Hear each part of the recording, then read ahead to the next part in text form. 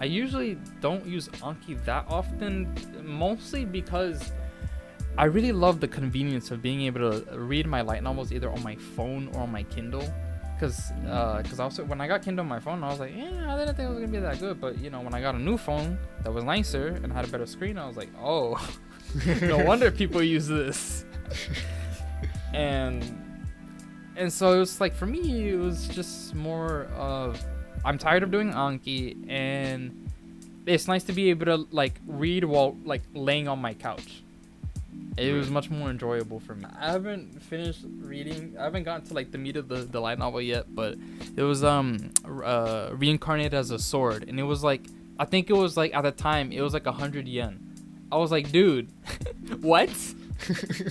Excuse like, sign me? me up.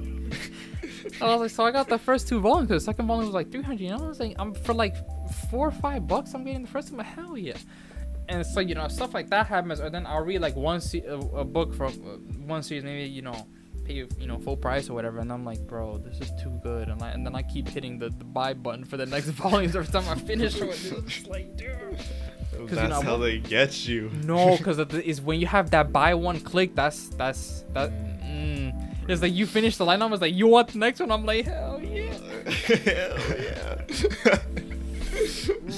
Like, since you don't do Anki, do you look up a lot of the words that you've looked up before? Do you find that happen? Yeah, no, most definitely. I do that all the time. Especially when it's words that usually only come up in certain like works. Like they don't, like, I see it in like, maybe one visual or one light novel, but I don't see them that often in others.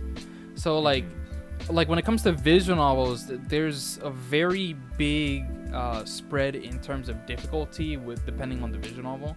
So like the hardest ones and the easiest ones, like it's night and day, the difficulty difference. So like something for like Dies Irae, that's like at the top tier of difficulty, just because of like the obscure language, some of the segments where they have stuff written in just katakana, which is like the bane of everyone who speaks Japanese, including Japanese people. Because if you've seen any like YouTube video of Japanese people reading like visual or something, you run into that katakana section, that's where they get stuck every time. So it's not just the learners. Well, you mean like a whole Japanese paragraph in katakana? Yeah. Oh, I've Yeah. never seen that. Yeah, I've no, dude. Every time I see those, I'm just like, yeah, I'm not bothering. Like, I'm skip. This is where the author decided to screw everyone over. Like, all right, it's on you guys now. It's like, bro, like, I'm good. I've seen like when they have a foreigner speak in a novel, they use like katakana to show that it's like heavily. They have a heavy accent. The konnichiwa, but it's like in katakana. Yeah, I've seen that.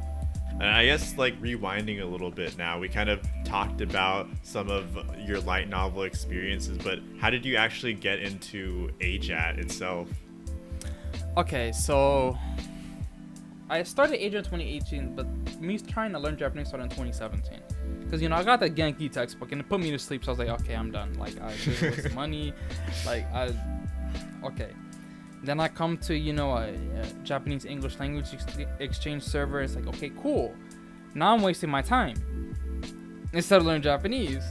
Uh-huh. And so, because, it's like after 5 months when you're still struggling with like, the same one volume of manga, then you're doing something wrong. So I was like, dude, what was up? But then I remembered because, I encountered Matt in one of the voice calls at one time. This was when like Matt was, not the current Matt. It was back when he was still like, dude, why aren't people learning like this? Why are they wasting their time? This doesn't make sense. If you do it like this, you'll be good. And it was more where like people would get, it was back in those days of Matt, where he wasn't as like, he didn't understand how people work as much. Right. And, Right. But it kind of stuck with me. Cause I was like, you know what? This dude's really good at Japanese. Let me check his videos. Maybe he's got a point. And I started watching the videos, like, you know what? This actually kind of makes sense. Because my Spanish got better when I took AP Spanish with, with my teacher who was speaking Spanish all the time. My Spanish improved greatly during that time. Like, my parents were like, why is your Spanish so much better? And so, yeah. So, because we mostly speak English in the house, mostly because of me and my siblings. But yeah. Right.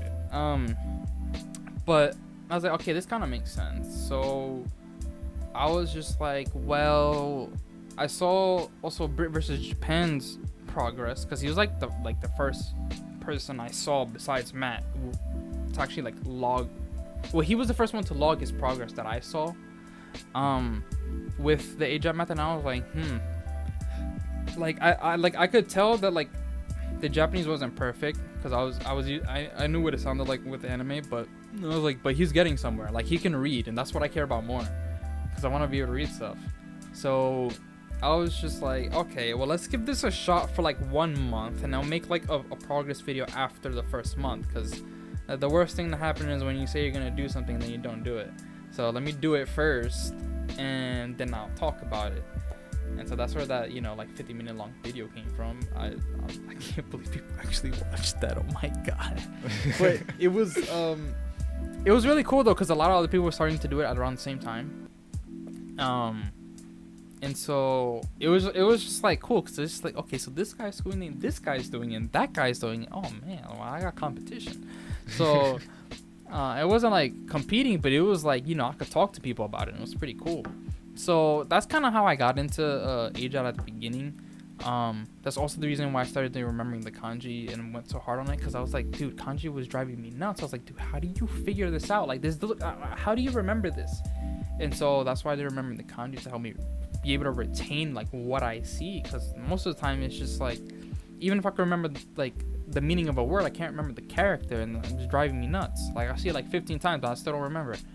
So yeah, that's what pushed me towards like immersive learning. It just kind of made sense to me with like how my Spanish improved, even though it's my first language, but living in the States and whatnot. So yeah. Right. I guess like when you were going hard at AJAT, did you have Japanese friends, or was it mostly like other people learning Japanese?